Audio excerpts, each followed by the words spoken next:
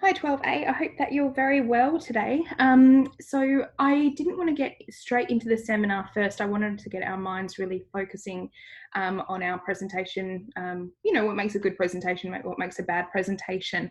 And I'll get for homework you to actually do a bit of research and identify sort of what you would consider, what are the best presentations or seminars that you've ever seen. And then on what day is it?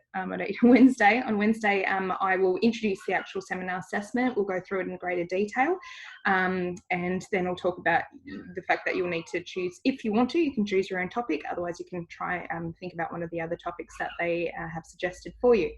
So to start off with, I wanted us to analyse a couple of TED Talks. I know that it's been a while since we saw procrastination together. But there's a couple of other ones that I wanted you to think about, because I'm really hoping to get sort of, again, that academic level of being able to present a presentation. It's not just about doing presentations, it's about building your confidence and speaking English, either in group work or if you do have to present something to a class later on when you're in your actual jobs. If you're in human resources or business, you are going to have to present on your ideas, and you need to do that confidently. So what we're working and developing in is these skills that are going to help you across your career and probably in your personal life as well. So to start off with, just a quick overview, you are going to be giving a 10-minute presentation, with a minimum 5-minute discussion thereafter. The discussion, you will have to manage that discussion, so encouraging the people that are watching, which will be your classmates, to have a discussion. So you're going to have to make a really interesting presentation, and I would suggest trying to find something that you're passionate about that you'd like to present on.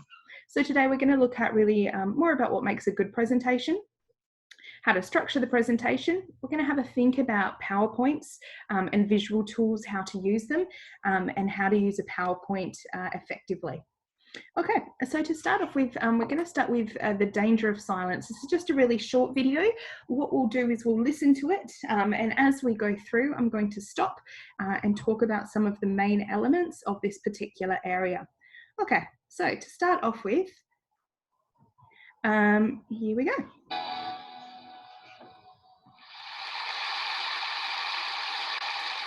Dr. Martin Luther King Jr., in a 1968 speech where he reflects upon the civil rights movement, states, "In the end, we will remember not the words of our enemies, but the silence of our friends." Okay, so to start off with, he's gone straight into a quote by, I'm sure you guys all know who Dr. Martin Luther King Jr. was. He was the one that led the civil rights back in the 1960s, 70s. So he's used a really strong quote to immediately get the interest and excitement of the audience. So again, this might be a tool that you would like to do.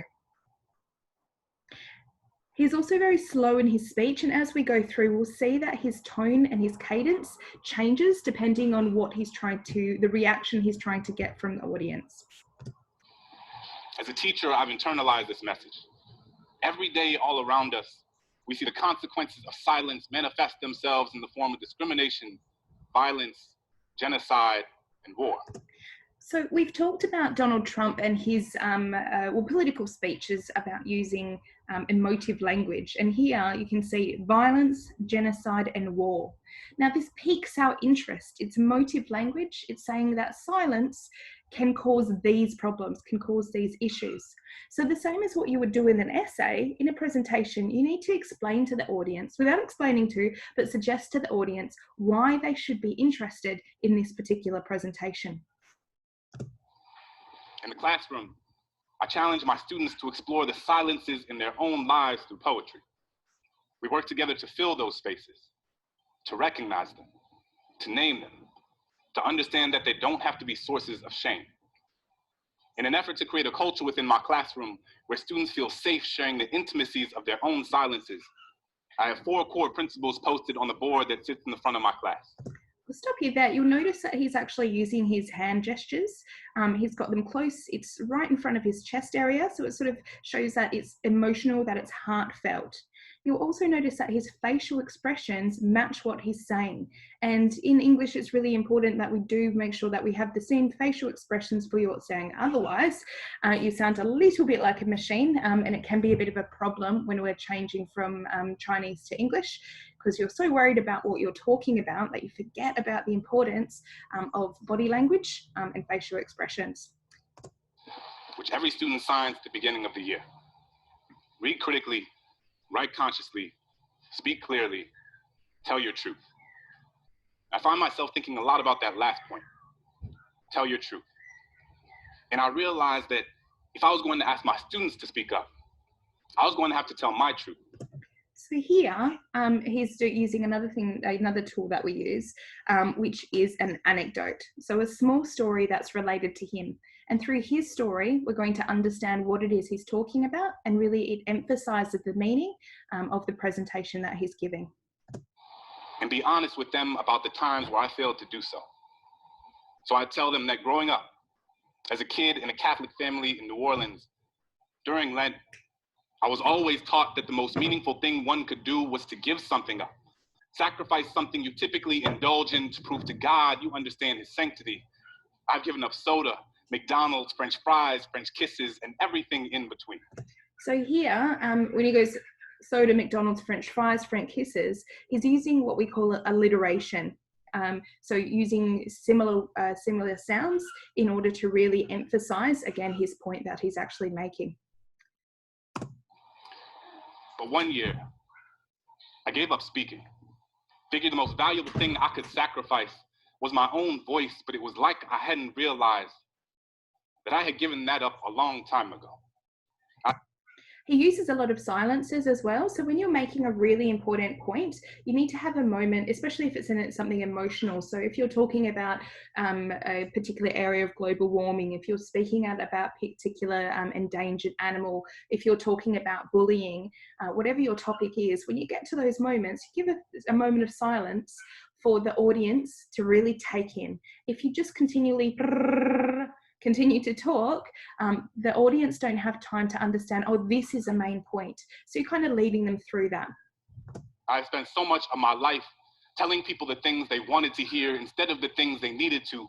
Told myself I wasn't meant to be anyone's conscience because I still had to figure out being my own. So sometimes I just wouldn't say anything, appeasing ignorance with my silence, unaware that validation doesn't need words to endorse its existence. When Christian was beat up for being gay, I put my hands in my pocket.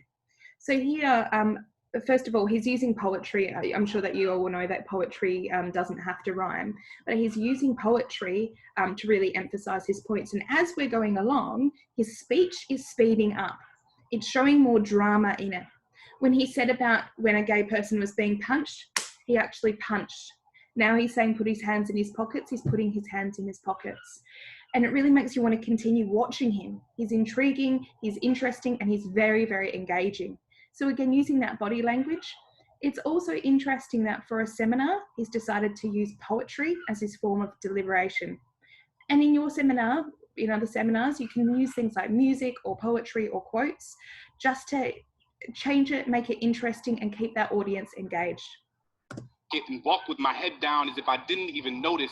Couldn't use my locker for weeks because the bolt on the lock reminded me of the one I had put on my lips when the homeless man on the corner looked at me with eyes up, merely searching for an affirmation that he was worth seeing. I was more concerned with touching the screen of my Apple than actually feeding him one. When the woman at the fundraising gala said, "I'm so proud of you. It must be so hard teaching those poor, unintelligent kids," I bit my lip because apparently we needed her money more than my students needed their dignity. We spend so much time listening to the things people are saying that we rarely pay attention to the things they don't.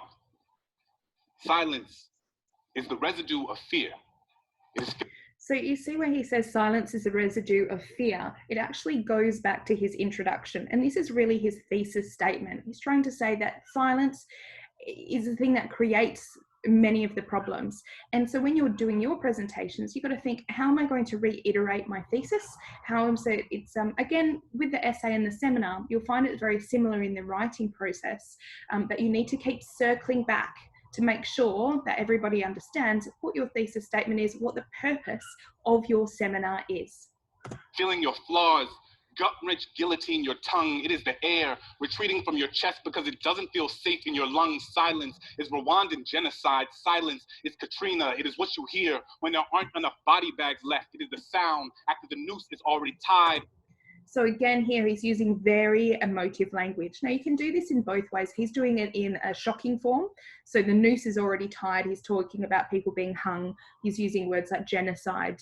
He's talking about Hurricane Katrina that happened only recently, about the Rwandan genocide that the world watched as it happened. So these are all very shocking to get a reaction from the audience. But you can also do that in a positive way. And we're going to look at more of a humorous version in the next TED Talk that we look at. It is charring, it is chains, it is privilege, it is pain. There is no time to pick your battles when your battles have already picked you. I will not let silence wrap itself around my indecision. I will tell Christian that he is a lion, a sanctuary of bravery and brilliance. I will ask that homeless man what his name is and how his day was, because sometimes all people want to be is human. I will tell that woman that my students can talk about transcendentalism like their last name was Thoreau. And just because you watch one episode of The Wire doesn't mean you know anything about my kids. So this year, instead of giving something up, I will live every day as if there were a microphone tucked under my tongue. Okay, and so at the end, I know this is very short in comparison to yours, but at the end of your presentation, you need to leave the audience with something to think about. In your case, also something not only to think about, but something to discuss. And we're seeing here that he's moving into his conclusion and talking about maybe something that the resilience about a change that he would like to make and a change that he would like his audience to make as well. A stage on the underside of my inhibition, because who has to have a soapbox when all you've ever needed is your voice? Thank you.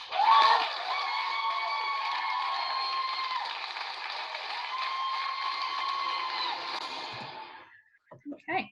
So I hope you enjoyed that one. I love that one. I definitely recommend maybe listening to it again. I think he's got a really interesting point that he's trying to make. And yeah. Okay, I know that we've seen this one before, but we're going to have a look again. Oh, that's going to start talking to me, isn't it? How do I close that down? Okay. I know that we've seen this one before, but I still think that it's got some really valuable ideas. Which means I had to write. So what I would suggest is, while we're going through this, I should have said this before, but I'm sure many of you already have, write down these items that will actually improve your presentation. Okay, so these tools that are going to make it more interesting. At the moment, we're just talking about speech. In the one that we've just watched. This one, I'd like to have a look, we're going to look a little bit more at the PPT that's behind him, and then we're going to have a look at Steve Jobs and his PPT as well. I've noticed that many PPTs that people present, there's a lot of words going on. In fact, the entire presentation is on the PowerPoint. The problem with this is that people will then read the PowerPoint and they will not listen to you. The PowerPoint is not for you. You should never read off the PowerPoint. The PowerPoint is simply something that complements what you're already going to be discussing. So when we look at this one with the procrastinator, the mind procrastinator, we'll have a look a little bit at the PowerPoint and then we'll move on to Steve Jobs. So we're not going to analyze the whole thing because I know that we've done that before. There's just a few areas that I wanted to reiterate and go over. A lot of papers. Now, when a normal student writes a paper, they might spread the work out a little like this. Okay. So, you know. We'll start from the beginning. So in college, I was a government major, which means I had to write a lot of papers. So here, Tim's actually starting with an anecdote rather than a quote. So, and again, it's a really good way to engage the people. It's also an anecdote that makes sense to everybody in the audience, because you can imagine at a TED Talk, probably everybody has gone to university and experienced having to get a thesis done within a small amount of time. Similarly, you guys have clearly experienced trying to get an essay done within a small amount of time. So it's something you can relate to, which makes it interesting immediately. And you're like, oh, okay, I've had that experience. This is relevant to me and my life. So when you're doing your presentation, you need to think, how can I connect my topic or my subject with my audience? How can I make my audience care about what I'm talking about? Now, a big project. So I planned things out, and I decided it kind of had to go something like this. This is how the year would go. So I'd start off light up with 3 days until the deadline. So here, again, the anecdote ends up being quite humorous. And again, if you get people, either you can shock people or get them to laugh, it will engage them a lot more in the presentation itself. So while the first one was very, very dramatic, this one, he's using humor to again continue that engagement of the audience. So too, What goes on? As you can see here. So he's using, again, humor to make his point. Also, his PPT at no point does it talk about exactly what he's saying. It's a compliment to the conversation he's having with his audience. So using something instant gratification monkey, rational decision maker, they're simple, they're funny, and it gets the point across. So it complements what he's talking about, and your PPTs need to just complement what you're discussing.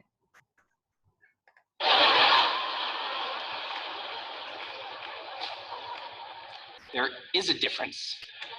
Both brains have a rational decision maker in them, but the procrastinator's brain also has an instant gratification monkey. Now, what does this mean for the procrastinator? Well, it means everything's fine until this happens. So the rational decision maker will make the rational decision to do something productive, but the monkey doesn't like that plan. So he actually takes the wheel and he says, actually, let's read the entire Wikipedia page of the Nancy Kerrigan Tanya Harding scandal because I just remembered that happened. Then we're going to go over to the fridge. We're going to see if there's anything new in there since 10 minutes ago. So you'll notice that again, his cadence, so the speed of his language speeds up when he's trying to maybe make something funny or making a really particular point. His tone of voice will go up and down depending on what the reaction he needs from the audience. So if he's trying to express frustration, when you feel frustrated, you tend to speed up. If you're talking about something really sad and emotional, your speaking will generally go a lot slower. Someone called the panic monster. So again, you'll see how his PPT really, really simple, and he uses it to complement what he's saying. And at no point again is there only too much information about what he's actually speaking about. He's actually explaining what he's got in the PPT. Now, again, the easiest trick is when the deadlines aren't. So he's reiterating throughout his process that procrastination, it's a bit of an issue, okay? So his thesis statement is procrastination is a problem and we need to work out a way to manage it. We need to stay aware of the instant gratification monkey too. All of us, calendar, when the deadlines aren't there. There's a bunch of those. So I think we need to all take a long, hard look at that calendar. So here, I know that you can't see it, but originally you'll see that there's all of these little spots and they're all the days of your year. And what he's saying is that we need to look at the calendar of our deadline is actually the day. So we need to, stop procrastinating and make the most of it. Here, again, the same as in the previous presentation that we looked at, he's completing his conclusion with something for the audience to think about and walk away with. So your presentation is not going to just talk about bricks, for instance. Tell me about what a brick is, and that's the end. Let's talk about, the evolution of the brick, the way that the brick should change, whether we should even have bricks anymore. I don't know why I've talked about bricks, but I'm just looking at one. So that's the first thing that came to my head. So you need to make sure that there's a purpose in what you're saying. So think about something that you are fascinated in and very interested in, and think about how you might be able to change or influence your audience, which is your classmates. So again, in the same way as that essays, the conclusion is so, so very important. And you need to leave the reader going, oh, I'll think about that. Oh, I'll change that behavior. Okay. So we don't need to keep watching this. Again, he's come up with a lovely conclusion at the end for us to think about. Now, as we continue talking about PPTs, I just want to go back and let's have a look at Mr. Steve Jobs back in 2007.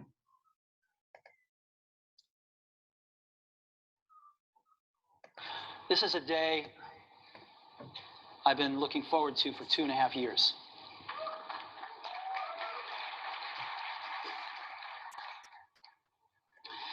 every once in a while, a revolutionary product comes along that changes everything. So Steve here is being very slow and very deliberate in how he's speaking. So he's trying to make that very slow, purposeful, almost like a religious moment. You'll also notice that his PPT, all he's got here is an apple. It's a very significant, it's got that light coming out of the background, which kind of says, you know, the sun is rising, something is changing. So images can be really influential and make a huge difference to the presentation. So everyone's looking at this, again, it's kind of got a bit of a religiosity there. Apple, the sun rising, a new beginning, which I suppose it was for this particular area. You'll also, he used the word sort of revolutionary. A moment that something is really going to change. So again, he's very deliberate with the type of vocabulary he's using to engage his audience and make his point. And Apple has been, well, first of all, one's very fortunate if you get to work on just one of these in your career. Apple's been very fortunate. It's been able to introduce a few of these into the world. In 1984, we introduced the Macintosh. Okay, sorry, I'm sure that many of you, I don't know if everyone's seen this one. So again, his PPT, he's literally just got the date and got the image of what he's talking about. Again, really simple, and so that he can talk to the item rather than reading off the screen. It didn't just change Apple, it changed the whole computer industry.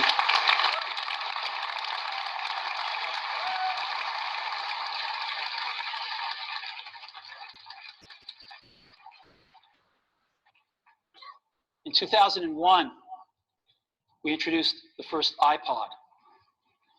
And it didn't just change the way we all listen to music. It changed the entire music industry. Okay, so here he does something quite interesting as well. He's saying it hasn't just changed how we listen to music, but changed how the whole music industry functions. So he's talking about the connection between what he's doing and why it's relevant to everyone. So again, if you're going to talk about the rising sea level as part of global warming, you need to express sort of the fact that it's going to impact everybody. So not just that it's something that's happening out there, how is it relevant on a global scale, on an economic scale, on a political, social, environmental scale? So relate your topic, again, back to something that is greater. If the audience cannot connect to the topic, they're not going to connect to your seminar. They will not be interested in it. And trust me, your nerves will go up a lot if people are fiddling with their phones or looking out the window rather than looking at yourself. So it's also a way to manage your nerves, is to make sure that your audience is interested, and connecting your topic to something that is bigger or greater than yourself is a really good way to do it. Well, today, we're introducing 3 revolutionary products of this class. First one is a widescreen iPod with touch controls.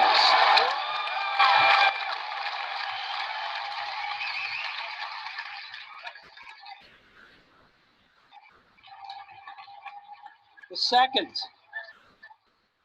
is a revolutionary mobile phone.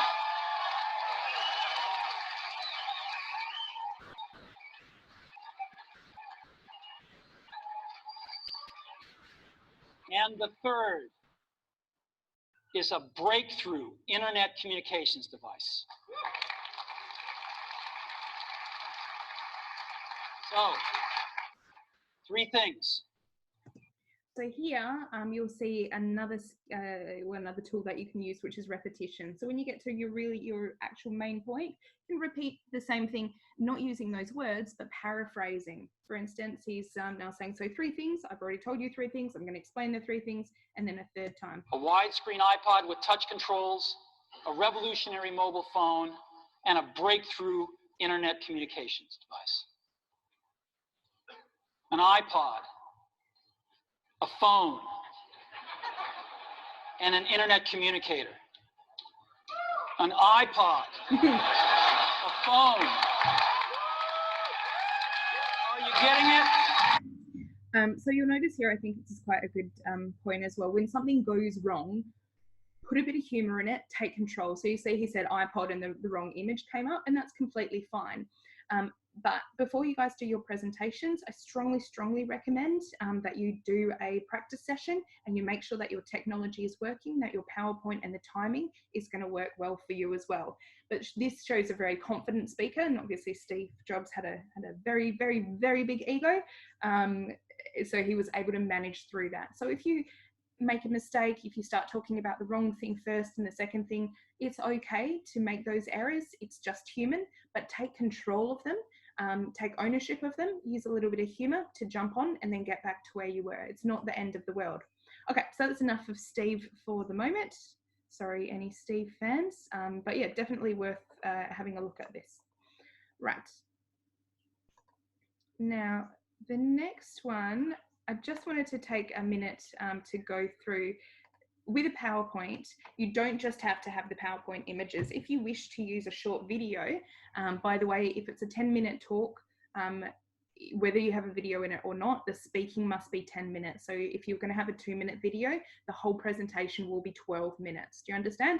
So your talk must still be 10 minutes. And if you want to have a video, that's just going to add on to that time.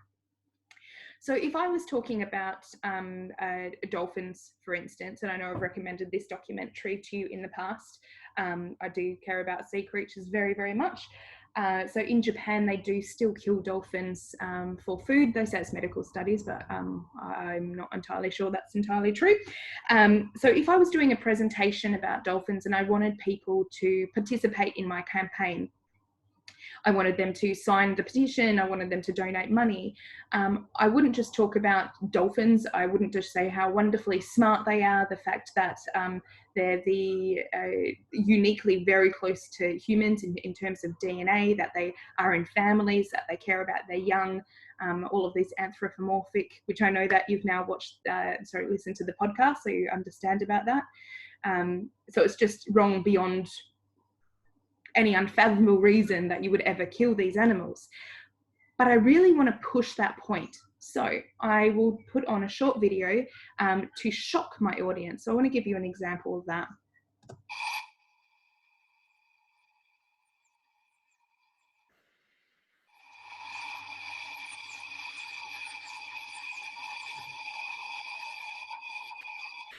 So what they've done here, the Japanese have actually cornered off a particular cove that the dolphins really like. And while they're trapped in there, they're actually slaughtering them. The sound that you're hearing is actually the screams of the dolphins. They also separate the small baby dolphins and they send them off to SeaWorld, whereas the parent dolphins will just get killed and eaten.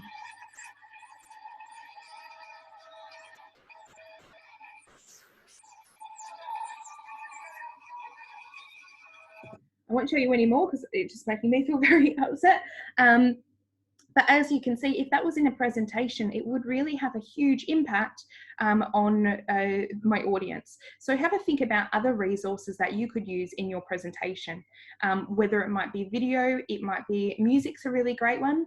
So if you're doing something very dramatic, you might want to have something Mozart or Beethoven before you even start speaking as an introduction to yourself.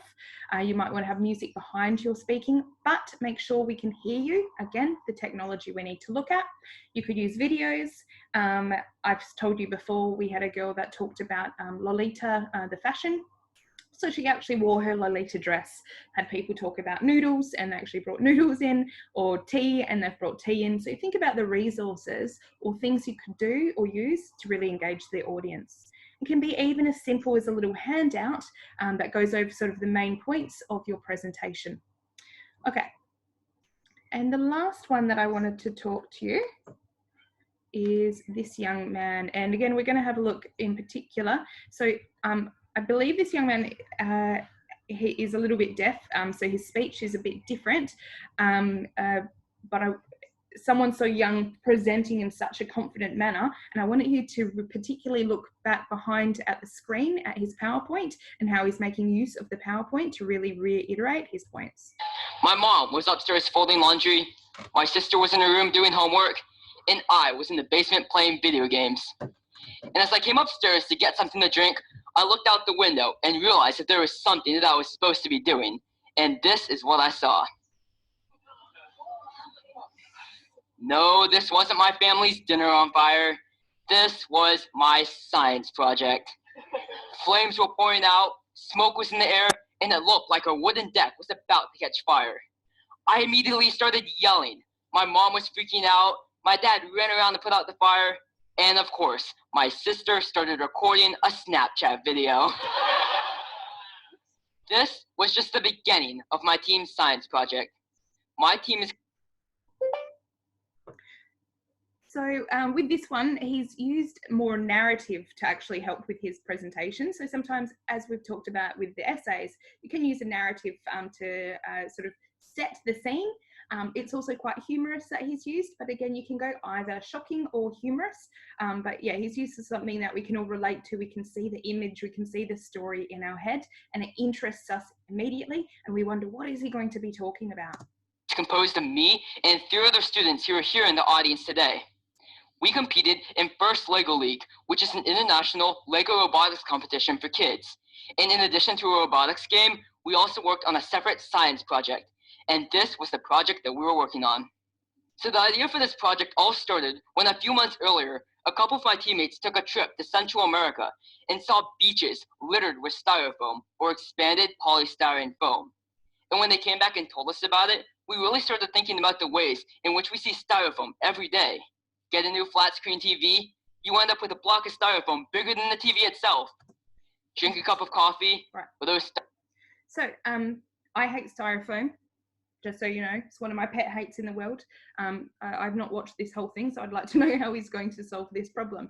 But he's used such a simple thing, so a picture of the television and the styrofoam we get, the picture of the coffee cup and the styrofoam we get.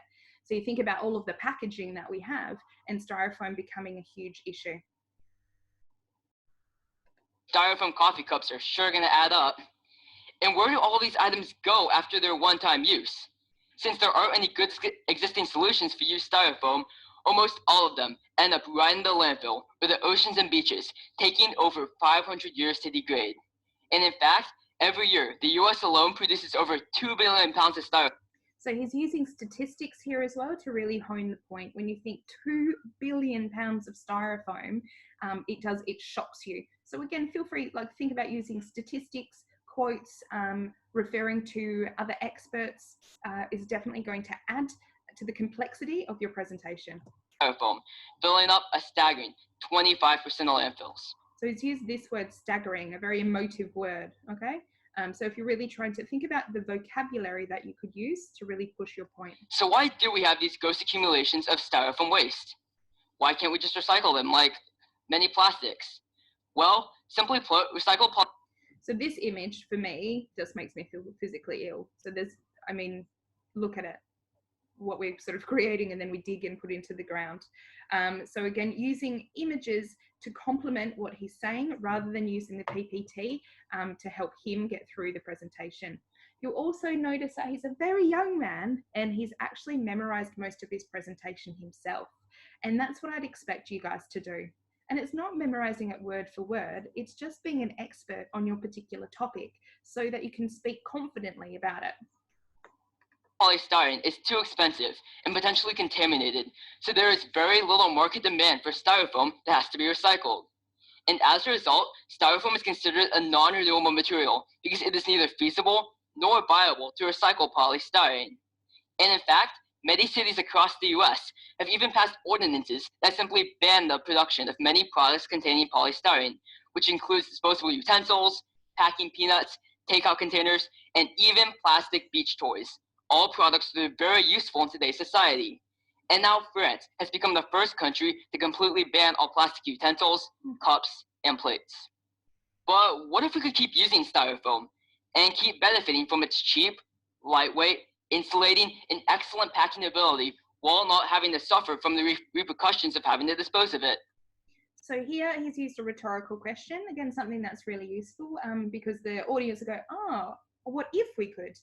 Again, you're bringing the audience into the conversation, making sure that they're involved in the seminar, that they're not just being lectured to. What if we could turn it into something else that's actually useful? What if we could make the impossible possible? My team hypothesized that we could use the carbon that is already in styrofoam to create activated carbon, which is used in almost every water filter today. And activated carbon works by using very small micropores to filter out contaminants from water or even air. So we started out by doing a variety of heating tests. And unfortunately, we had many failures. Literally, nothing worked. Besides my dad's grill kitchen on fire, most of our samples vaporized into nothing or exploded inside expensive furnaces, leaving a horribly sticky mess. In fact, we were so saddened by our failures that we almost gave up. So why did we keep trying when all the adults said it was impossible? Well, maybe it's because we're kids, we don't know any better. But the truth is, we kept trying because we thought it was still possible. We knew that if we were successful, we would be helping the environment and making the world a better place. So again, he's made his point sort of bigger than just the styrofoam. So again, your topic might seem very small, but how does it relate to the audience and to the environment or politics, et cetera, in a greater way? So we kept trying and failing and trying and failing. We were so ready to give up. But then it happened. With the right temperatures, times, and chemicals, we finally got that successful test result showing us that we had created activated carbon from styrofoam waste. And at that moment, the thing that had been impossible all of a sudden wasn't. It showed us that although we had many failures at the beginning, we were able to persevere through them to get the test results that we wanted. And moreover, not only were we able to create activated carbon for purifying water, but we were also able to reduce styrofoam waste, solving two global problems with just one solution. So from then on, we were inspired to take our project further, performing more tests to make it more effective and testing it in real-world situations. And we then proceeded to receive funding from the NSTA's East Cyber Mission STEM in Action program, sponsored by the U.S. Army, as well as FIRST, Global Innovation Awards, sponsored by XPRIZE. And we were also honored with the Scientific American Innovator Award from Google Science Fair. And using these funds, we plan to file a full patent on our process and to continue to work on our project. So yes, although we started with catching my dad. So you notice again, he's doing what the other presentations did as well and referring all the way back to the beginning. So getting that circle so you know, oh, okay, we've come full circle in this presentation. Yeah. Dad's grill on fire and failing so many times that we almost quit. It was well worth it when we look back at it now. We took a problem that many people said was impossible. And here he's going to provide us with the conclusion. Again, it doesn't necessarily have to be about styrofoam, but the bigger thing that I suppose for what I got out of this is that we shouldn't give up and we shouldn't accept things as they are. If we see a problem, surely there must be a solution. And we made it possible. And we persevered when it looked like nothing that we did would work. We learned that you can't have success without a little or a lot of failure. So in the future, don't be afraid if your grill goes up in flames, because you never know when your idea might just catch fire. Thank you. Very good. Okay, so now that we've looked at sort of some attributes of what makes good presentations, what makes a good PPT, what makes a good seminar, your homework, and you've got just one day to do this, so if you can hand this in by the end close of business tomorrow, I want you to find 2 TED Talks or whatever presentation, so you can use YouTube or YouTube or Youku or wherever you get your videos from, and have a look. Try and find 2 that you find particularly interesting. With the TED Talks, it's quite good because you can actually find, so short TED Talks. I know that you guys are super busy at the moment, but you've got TED Talks in 3 minutes, 0 to 6 minutes, 6 to 12 minutes, which is usually the ones that I get for you guys. And you can go through and have a look at what ones might be of interest to you.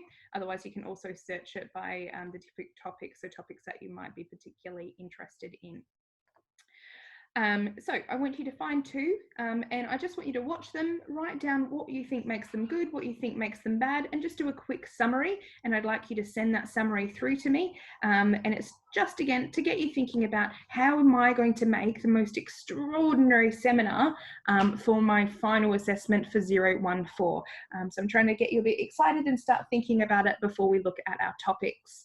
Our next listening and speaking class, I've actually already pre-recorded it, and it's going to go through the details of the seminar and talk about your topic options, and it will also talk about completing your completing your researching topics helper. Okay, until we meet again, I will see you soon. Keep well, and hopefully see you back in the classroom soon. Bye for now.